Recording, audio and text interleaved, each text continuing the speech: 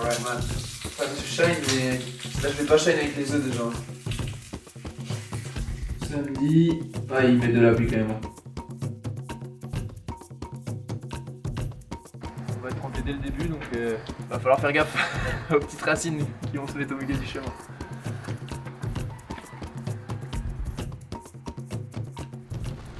Nice day for a run, isn't it? Il y a beaucoup de flotte sur la route. Hein. Heureusement qu'on court sur les sentiers. Let's go! Donc au niveau du parcours, on a une première grande montée jusqu'à un point de ravitaillement qui est autour d'un lac. Donc la montée fait à peu près 1300-1400 mètres de dénivelé positif.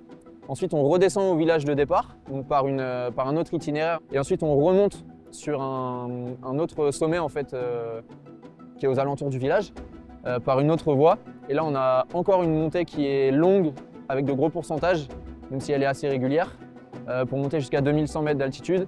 Et ensuite redescendre par la même descente que la première boucle. Le tout pour un total d'environ 50 km et 3300 mètres de dénivelé positif et dénivelé négatif. Ce que je me suis dit sur la ligne de départ, c'est donne tout ce que tu peux donner et fais au mieux en fait. Juste fais au mieux.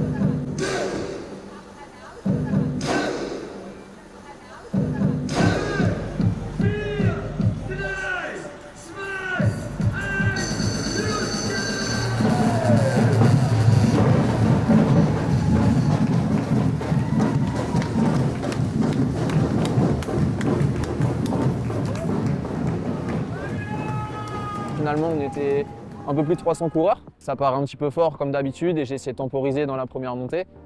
Maintenant, j'ai tout de suite senti que les jambes étaient moyennes, d'autant plus que les températures étaient assez fraîches, en tout cas pour moi par rapport à ce dont j'ai l'habitude. Donc plus on montait, en fait, plus on grimpait en altitude, plus ça se rafraîchissait et plus mes muscles étaient engourdis.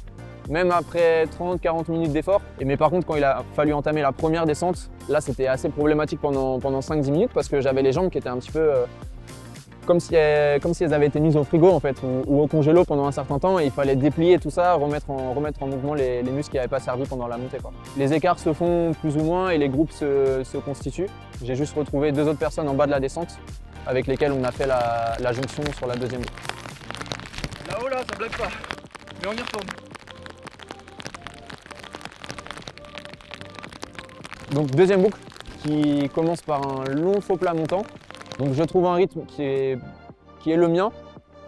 Parfois je me fais rattraper par quelqu'un sur des sections où le pourcentage varie un petit peu. Parfois c'est moi qui rattrape, mais je reste vraiment dans ma bulle en fait. Regardez le rythme.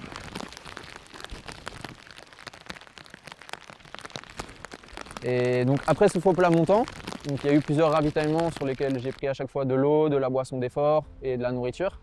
On a commencé à attaquer les pourcentages un petit peu plus costauds. C'était assez technique parce que c'était un enchevêtrement de cailloux, de boue et surtout il y avait beaucoup de dévers en fait. C'était beaucoup de chemin en balcon, donc il y avait une jambe qui était beaucoup sollicitée pendant que l'autre ne l'était pas du tout et ça s'inversait en fait selon le versant de la montagne sur lequel on était.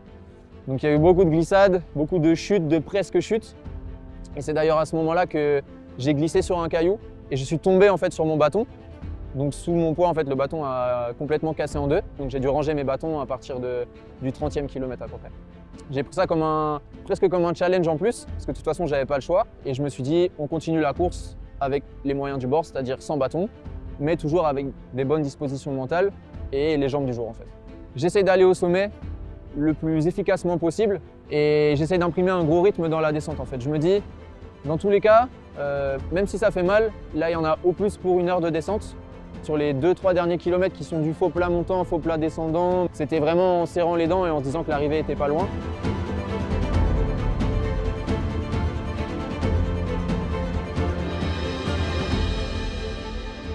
Même si on n'est pas au top physiquement, quand dans la tête on arrive à se mobiliser, on peut faire quand même une course accomplie. En général, il y a toujours une part physique qui est un petit peu plus prédominante. Là aujourd'hui, j'avais rien, donc je pouvais me raccrocher que à la tête. Donc en fait, j'ai quasiment travaillé que mon mental aujourd'hui et très peu mon physique. Et ça, c'est assez nouveau en fait.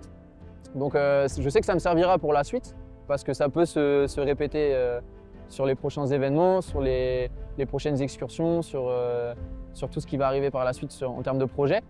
et je saurais que la tête peut prendre le relais. Quand on regarde la course et quand on fait le suivi de course, on regarde mon prénom et mon suivi, mais j'étais pas tout seul à courir.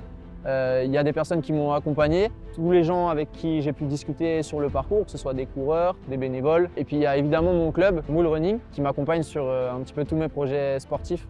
Donc en fait, c'est tout le monde qui court en même temps quoi, quand je prends le départ.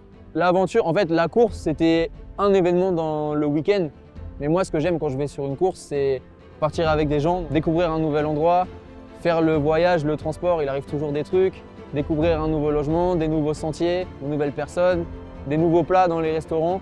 Et en fait, c'est tout ça qui fait l'expérience. La course, c'est un élément, certes, qui est important, mais c'est pas la finalité absolue, quoi. C'est aussi un prétexte pour passer des bons moments, pour retrouver des gens et pour voyager et pour découvrir.